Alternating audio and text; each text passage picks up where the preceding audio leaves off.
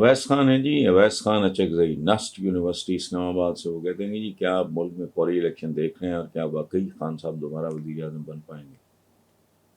जिस तरह उनकी पार्टी टूटी, ये नहायत मुश्किल है। पहली बात तो यह है अचकज़ई साहब, पार्टी टूटी नहीं है, उसमें से जो गंदे अंडे हैं वो निकल गए हैं, बल्कि मेरा ख्याल है वो और ज़्यादा मजबूत हुई है। अच्छा, बाकी जो मामला जैसे जा रहे हैं पॉपुलैरिटी के एतबार से और लोगों का साथ अगर आप देखो तो वो क्या, हाँ, ये फौरी इलेक्शन देख रहे हैं, ये अब साजिशों का एक नया सिलसिला शुरू होगा और इनके दोनों तरफ मौत है।